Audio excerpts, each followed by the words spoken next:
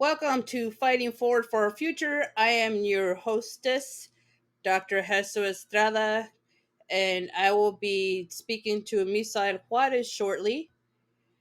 You are listening to the sounds of Adam Gottlieb of One Love with Libera Radicalmente, which means to liberate everyone. So, I'll come back to that towards the end. So Misael is having a little bit of a tech issue, and so I decided to start early just to, welcome everybody to our second podcast. And well, not the second podcast; it's about the second or third live stream, and I'm so excited to finally have a live guest. Yes. So if you are also looking to be interviewed or hosted on a podcast, just reach out to me because I'd be happy to have you, especially if you are fighting towards a better world, a better country. I would love to have you on the show. But today we're going to be speaking with Zapotec poet and rapper Misael Juarez, and we did a test run to check our sound. It was pretty good. So, and I'm sorry for the background noise. My dog's in the room. Aaron, could you please take the dog out? Jiminy Christmas, what is wrong with you people? Sorry, my puppy's 8 months old and he makes a lot of noise, and he barks at the screen, and it's super annoying, cute but annoying. So anyway, so what's going on in the front lines? We have so much going on in Chicago, but again, we are still urging the board, Mayor Lori Lightfoot, Governor J.B. Pritzker, to please implement remote learning. 64% of the COVID cases in Chicago are from infections at schools, and yet the city wants to pretend like everything's back to normal when we're not. The cases are increasing, people are getting breakthrough infections that in no way should deter people from getting vaccinated. In fact, CPSICA, of which I am also a member, has a really great campaign going right now, a social media campaign to educate people about why it's the best practice to get your booster, to get your kids vaccinated. My kids got their first shot, but I pulled them again from CPS because there was a third quarantine in my son's classroom, and I just don't feel safe sending them back in until they're fully vaccinated and cases start to decline. But let's be real. After Thanksgiving, we all know cases are going to increase. So, as a responsible parent, I don't want to send my children into a petri dish. And I do not blame the school. I do not blame the administration. I do not blame the parents, but the city is, Mijo, could you mute out just for a little bit? The city is to blame because they are still sitting on $2.2 billion. And you mean to tell me that you can't use that money to have the appropriate mitigation? I don't know how to. So I think that we need to start uniting parents, students, community activists. I'm honestly, I'm at my wits' end. My son and I have been fighting this front for over 2 months now. We've been in the national media, the local media. We have been to protests, rallies. I send tweets out. We're going to start doing petitions. We had a remarkable listening session just this Wednesday with parents, and their demands were the same. They want the highest safety standards. They want the remote option. They want weekly testing and the highest amount of vaccination. But unfortunately, Chicago seems to think it's special.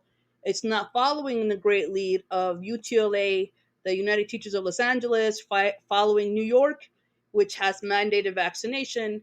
I believe New York, which is the second or third largest school district, I think they're the second, we're the third, managed to vaccinate 10,000 students in one day. What makes Chicago so special that we can do better than that? We have the money, we have the doctor corps, we have medical students that could vaccinate. You know why? Because all the city gives a shit about is profit. So, in their infinite wisdom and Biden's infinite wisdom, he has sent the vaccines to the private sector where black and brown communities don't have pediatricians in their neighborhoods. That's why the vaccination rate is so low. They're going to CVS and Walgreens, to private pediatricians, but not to health centers that can distribute the vaccine as they should. And part of that's because the Department of Public Health has been gutted. We have, I believe, 200 some employees for a city as vast as Chicago. That's absurd. And to blame, I put as much blame as I can on Dr. Awadi, who I don't even know how she can call herself a doctor, but she keeps indicating that uh, things are fine, the numbers are good. How can she be a doctor and say that? Isn't your job to prevent diseases? So I am very disappointed in Dr. Awadi, her constant lying, her lack of ethics, her lack of just being a doctor, and super disappointed as ever in Mayor Lori Lightfoot for believing the lies, believing the counsel of someone who doesn't give a shit about safety. So that's my rant, and now I shall unmute my guest. It is my honor and privilege to have Misael Juarez. Misael, though, comrade, you're making a lot of background noise, so I don't know if you can All steady that. right, let But me me, let me let me stand still. that's the ticket. So Misael Juarez, I think we've been friends for a couple of years, but he's one of the most talented poets that I know, and he's a rapper. And he spent a number of months in the mountains with the Zapotec community. And I hope we can talk about both because I'm so excited to hear about what you learned. So why don't you tell us a little bit about yourself before we get into your poetry and raps, Misael? Go ahead. I am a Zapotec descent. I was born and raised in Los Angeles, California. I am, like around 30. I am 37 years old, and very happy to be in your program. Anything else? I was Uh, educated at California State University, by the way, and I also, in my youth, I did a lot of time in the streets as a graffiti artist, and I also joined a gang, which I exited out, and I started working on behalf of social justice. And but to this day, I have a lot of neighborhood love for my homies, and they have supported me for such a long time, and they're very positive. A lot of them are very working class people, and we're doing a lot of great things for ourselves and our families. Excellent. So, still making a little bit of background noise. I don't know what you're rubbing up against. Like, just keep your hands still, comrade. All right. So, All right, I know it's hard. See, we're used to being on YouTube, but maybe podcasts. maybe if I take off the headsets No, I don't know. Whatever it just picks up everything. Anyway. So we're learning too. But so I am curious. Like that. What is that noise? Are you rubbing paper or something? right now, Yeah. no, No. I'm not Okay. Then rubbing. it must be the mic. Okay. I'm standing still. How I'm weird. standing Maybe as. it is the microphone. Okay, so sorry, we're figuring it out. So I'm trying to give you the best show possible. But Let me yeah, lower the mic. maybe take the headset off. I don't know, dude, because I also had to transition All right, I'm out gonna of take the my headset off. of it. How's that? How's that? Ooh, no, put the headset back on. Put the headset back on. It's too loud, All right, bro. Put the all headset back right. on. We'll live with it. So I am curious because you were basically living the dream as far as I'm concerned, and you were in this cooperative community. So tell us about what life. First of all, how long were you there, and tell us about what everyday life was like there in the mountains. That's a great question. I was there from December to October, and life over there is very communal. They're constantly doing community events, community ritual, and community gatherings, and everything is done in community from the service to everything. So from I was appointed to be a protector right there for the village because they needed the help, and they call it police work, but it's not even police work because it has nothing to do with the city or the state or anything federal because those villages have nothing to do with any of that stuff. They're very marginalized. Mm-hmm. Um, and so everybody gets to be a cop over there, a woman or man, because it's a yearly plan. So you're elected and you serve. So everybody's a cop there. So everybody gets to be in the authority and whatever positions. So everybody has an understanding of all that. So they get to be a campesino. They get to be the president of the village. They get to be the treasurer. And they represent the village with other villages, and sometimes they go into like Mexico City or other places. And how And long does the presidencies last? they last a year, Wow, that's really great. And one what year. if wow, that's kind of interesting. What if a president is elected who's really not good at the job? Does the community remove that person, or what do they do then? Well, they have when they make decisions, they has to go through through the system of the village. So the village has to vote on it. If there is somebody who doesn't serve in the interests of the village, it hardly happens because they're all so close and tight, with very little external interferences. Mm, When that happens, I'm sure the whole village will know. Um, that's interesting. And held accountable. So that's beautiful. And I remember at one point I was cracking up. I don't know why it made my heart alight. Especially during the pandemic where you posted something like that one of your jobs was to take the bulls from one part of the mountain to the other, which is not an easy job. But the tasks that you were given to me are actually useful tasks, you know? So you want to talk about that experience? I think it took you like 3 days, no? no, no, no, no, no. I think that's just like a few hours work. Oh, But really? yeah, yeah, because right there, the bulls are trained. They're trained to move to the sound of your voice.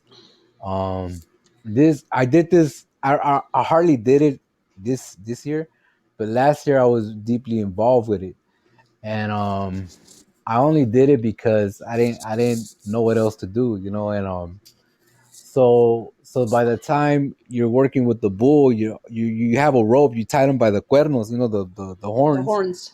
grab them by the horns, and you pull them. Um, once they start walking, you just get behind them, and you're able to control them with your words. Oh, If they wow. don't, if they don't listen, you just tug on the rope and you just hit them with the rope, and then they go up, like you go arriba o abajo, Oh, and they're very chill. They're very chill animals. It's not until you put them into the jaripeo, or where you bullfighting, that they get rowdy. right. So tell Yes, us if you want to maybe share a poem with us, and then we'll get back to discussing what this experience did for you. sure. So yeah, go ahead. All right, this one's called "Playing for Keeps."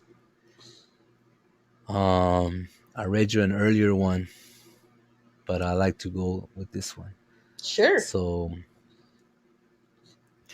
it's the ancestral gambit blowing white smoke, with my spoken word wife telling fun jokes. She's never weeping for love cause I'm next to her, defeating sucker MCs with our elixirs. I play for keeps against the best and the worst man, because I gamble with love like it's my best hand. She raises her brow when I rhyme with elegance, playing my best bet like a seasoned veteran. Every time there's an exchange of words and poems, we're known to bless each other with more than solo. The verbs in my verse must agree with unity, or she'll clown around and break me down to the teeth. But I clown her and cap her up with sweet jokes. She's delicious with the street wordplay while I smoke, because she analyzes my style like she's carefree. It's like she's trained me with iambic melodies, a lesson from the street to government pulpits. What they can't handle with words, they solve with bullets. It's the calling to all men who walk in prayer. My spoken word wife loves that I'm a word player. I like to clown all the lawyers cause talk is cheap. When the police take me in, baby, she don't weep. They put me in a cell cause I'm a man they fear, but the authorities, young son, brought me 3 beers. And I've encountered strange beings against my luck as I'm playing for keeps like I don't give a fuck. Keeping her in my vista with a love that's crazy, saying hasta la victoria siempre, baby. Love it. Love it. And I was telling you because we did a little practice run earlier that your words sound so good performed. And part of that is that you bring your energy and personality into it, but they're deep. And I love the oh my gosh, there was one line that was a real sweet spot in that poem that I've forgotten already, but I have to look at it again. But I wanted to just maybe briefly talk about my spoken word wife. So I have the honor and privilege of Misa being the first poet that I'm representing, or the first writer, and he put together a very long volume that we've cut down to about half, called My Spoken Word Wife. I'm hoping to get it out this year, and we're gonna do a novella size, which is a pocketbook size, and also a small size, 8.5 by 5. So there'll be options. But what strikes me about what you've done with the collection, as you said earlier when we were talking before this show, was that you have now geared the poems specifically towards women. And I wondered if you could talk about that. What brought you to that choice, and because I think it's freaking brilliant. But talk about that process of deciding to go this angle and to narrow the poems in this way. It was because my experience in Oaxaca when I was in the city, I was walking around the city and I noticed I noticed a man holding a woman behind her with his hand behind her neck as if he was pushing her. She was a real pretty woman too, and I started getting this feeling like there's something not right with that. There's something not right with that because they were just walking straight forward, and I started noticing almost as I started feeling like people are getting kidnapped right in front of my face, Mm, and I seen I don't know why I started talking to my auntie about it. I told her, does that seem right? That doesn't look right. Is that guy kidnapping that woman? You know, like nobody was saying anything. You know, it was like, mm, and when I started seeing that, I felt like just stalking them. Like, oh, see, let's see what they're gonna do. What are they doing? But I started noticing it wasn't a regular day in Oaxaca. There was a lot of activity, and I kind of felt like I felt disempowered mm. simply because going out of range with I was with older people like my mom, my auntie, and my grandfather who just passed away, by the way. So Oh, I'm rest in sorry to hear peace. that. And I started feeling like this is how do I respond to something like that? I don't have a gun. I don't have this. I don't have that. I'm missing some troops. Like how do I respond to something like that? You know, and I started really thinking about that scenario, which made me want to take my character out of the as much as I could take it out of the book and and empower the women with these characteristics and these traits that I've seen before that I noticed and just empower it in such a delivery that that they become it, you know, that they feel this energy in them. So whoever the women are who read this book, I hope it inspires them to be capable of getting out of those situations, just as a reminder of who they are, that they are not weak Mm, and that they are not um, dispensable. You know, they're not disposable or in any way do not matter, because it's not until you. I learned a long time ago that if you affirm these things in yourself, you become this person, you know. But I'm done. I don't know if I could affirm any more strengths within me. So I'm thinking like, you know what, it doesn't even make sense to continue doing this without helping the sisters out with this kind of situation, whether it be in Los Angeles or wherever you're at in Chicago, or because in third world countries this thing is very happening. And I noticed that mm-hmm, the police right there are very much trained to not fully respond either, simply because of the living situation. A lot of them get taken out in their own homes, and so I started thinking like this: the the correct way to solve a situation like this is to start with the women, is to start with the young girls and the young boys, because as man, we could floss guns and we could do MMA, we could do all this stuff and say we do it, but at the end of the day, if we're afraid for our family that they can't handle themselves and we can't be there to protect them because we got to be at work, we got to be there, like we get put in a situation where we have to fold. And so um I think by empowering that side of the family, it's very important. So I evolved these female characters in my book, almost to have like these Marvel characteristics, but like almost but down to earth. You know what I'm saying? right, So right, right. The real heroes. yeah, so down to earth. So I gathered these situations, these stories that I experienced, and I kind of added this mythopoetic element to it. So it there's another worldly presence involved. Hmm. And that the otherworldly presence, I verify it to have kept me alive in many situations, because Right, when right. I was in Oaxaca City, people were threatening me. They were threatening Why? me that I'm not sure exactly why, um, but I seen them. They do this thing with their thumbs and they slit. Supposedly like they're slicing a neck, and they were Ugh. doing that to my mom, and they were doing that to my mom's, and I when I immediately saw that engagement, I put myself in between and I looked at that person who was doing it from a car, and he, instead of getting all rowdy or whatever, felon as we call it, he started pointing the finger at the guy in front of the passenger in front of him. He's saying like he made me do it, and I just looked at him, but I didn't kick the window or anything like that, but because I wanted to know how many of them are there, and Yeah.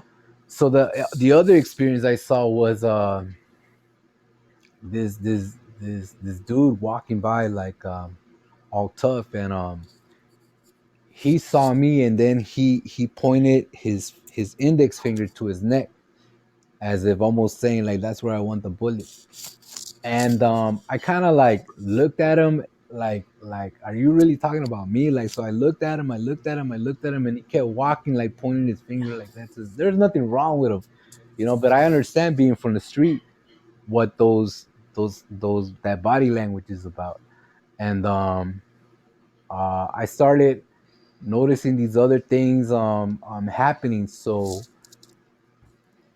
I really felt like I stood out for reasons that I kind of have it, but since we have such a short time, I don't want to get into it. But Yeah.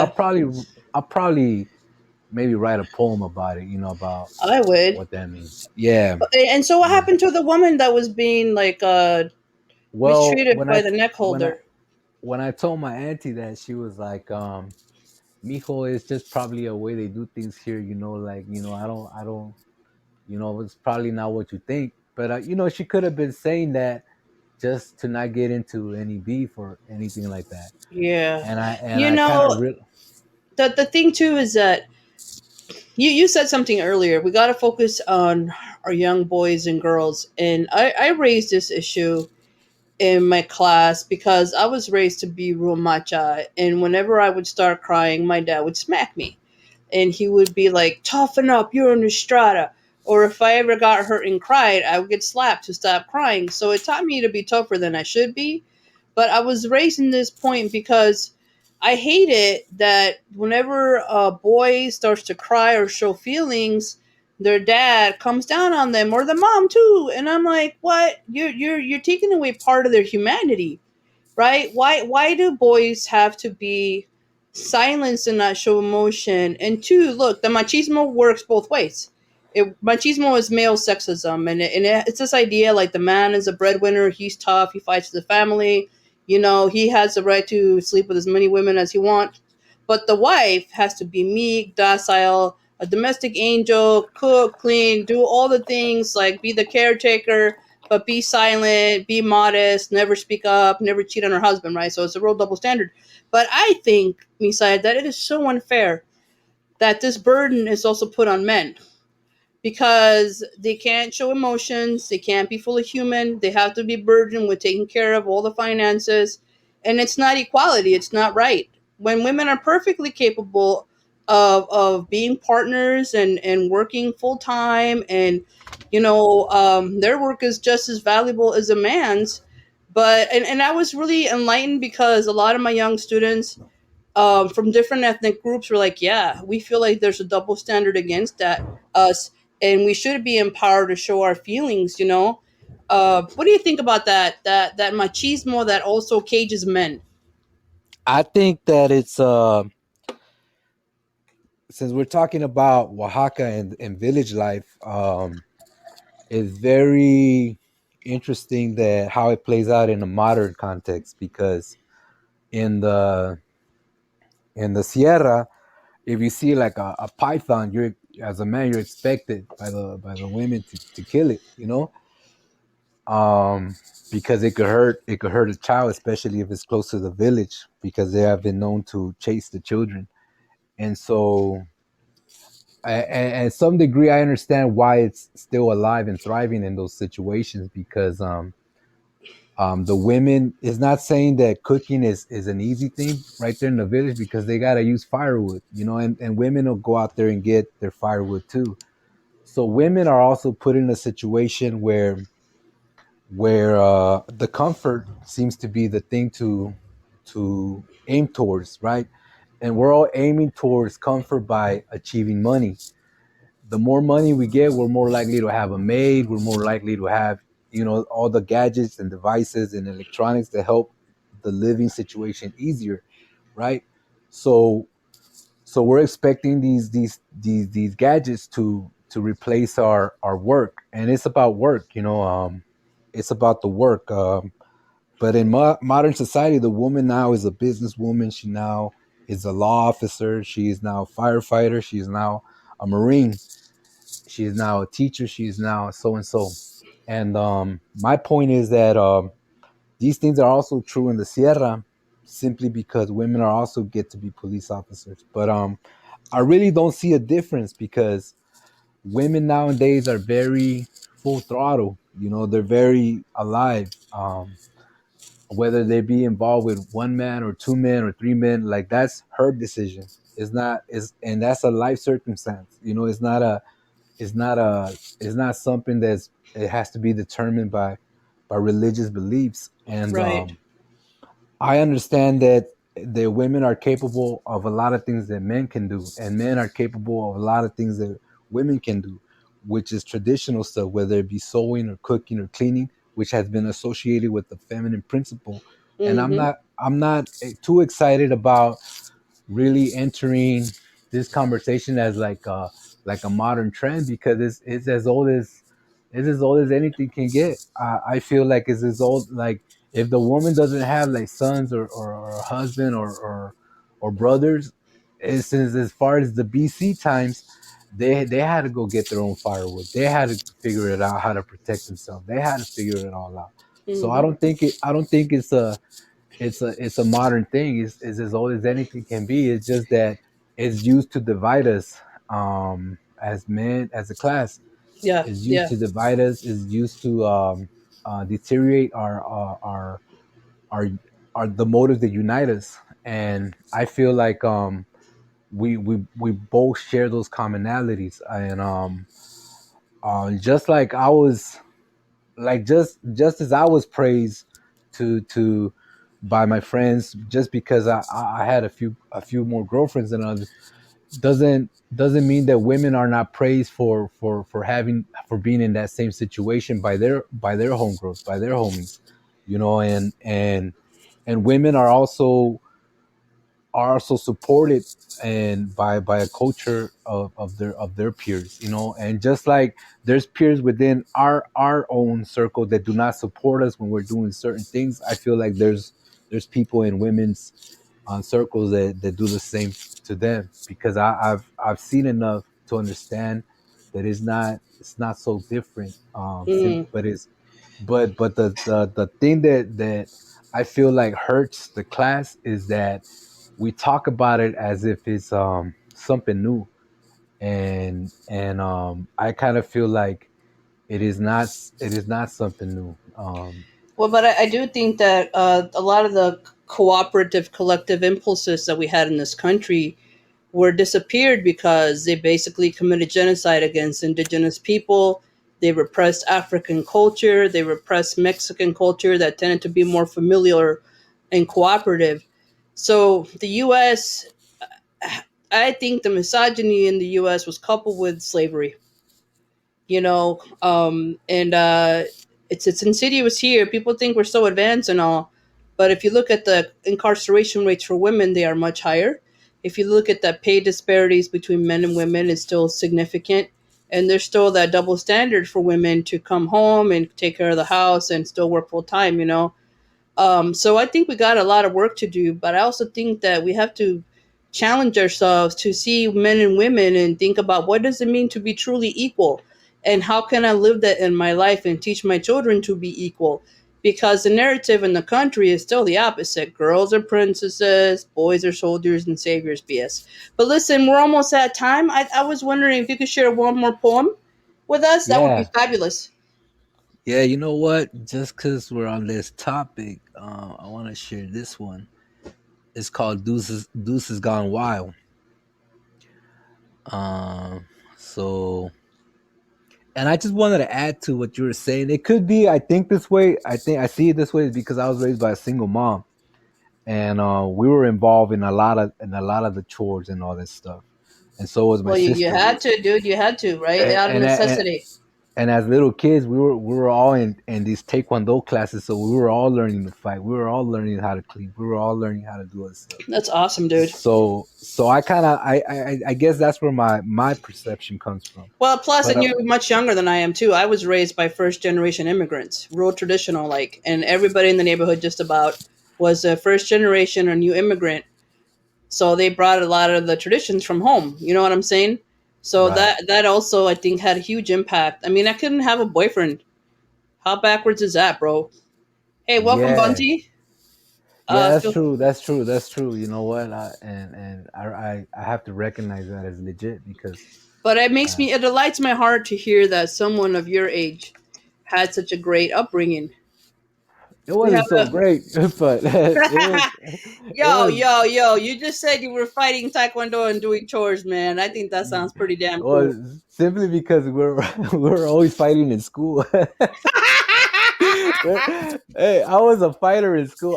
In all my grades, I always got into a fight. It wasn't there was no grade that I did not get into a fight. Jesus, man, and you stayed in school? What? And All I right, said it's well. all right. We'll get into so maybe next Hey, time we get into those let's give details. a shout out to our first guest, Bunty. What? Oh, hold up, hold up, hold Uh, up, hold up, all right. hold up. I got this. I got this. Welcome, Bunty. Well, that's a pretty long cheer. Well deserved. All right, hit us with the poem, hermano. All right. Me and my spoken word wife are a rare couple, moving twice on the double seeking good trouble.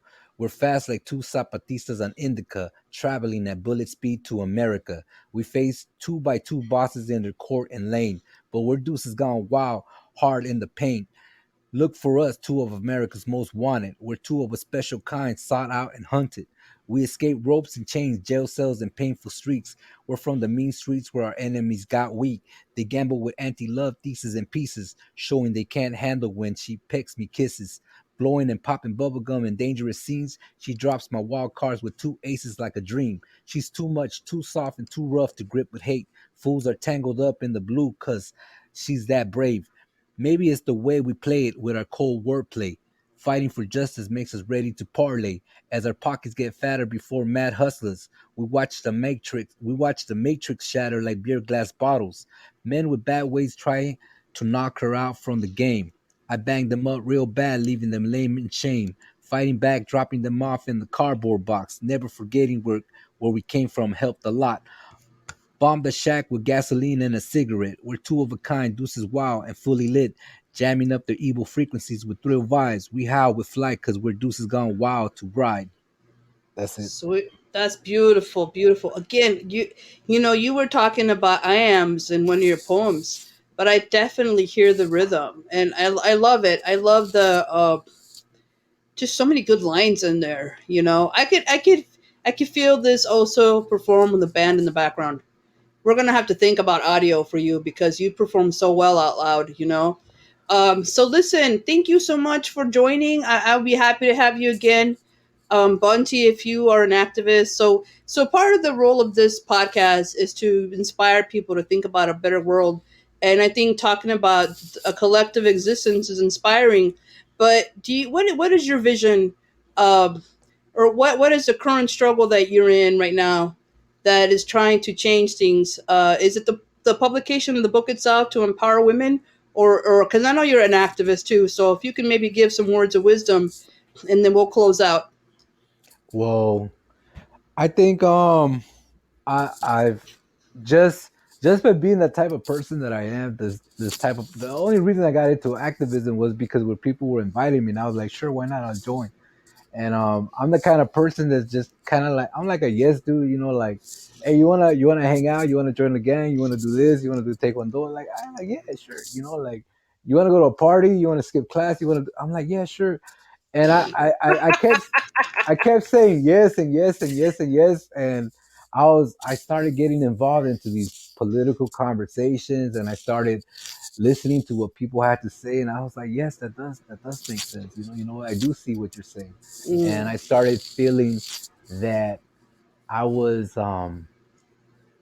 in a situation where my past wasn't helping, mm-hmm. and the route that I was going is not helping. And I started getting involved with more organizations, and then they started leading me to these sweat lodges and these these African spiritual teachers. But then I started realizing I'm intermingling with the elites now, because these weren't like barrio people. These were like people with a lot of feria. And I Mm. realized these people will talk to me and tell me, like, I've done a lot of bad shit. I'm like, fuck, like you're telling me, like, I like, yeah, from a political talk, I can already assume that the higher class does evil shit to keep their money.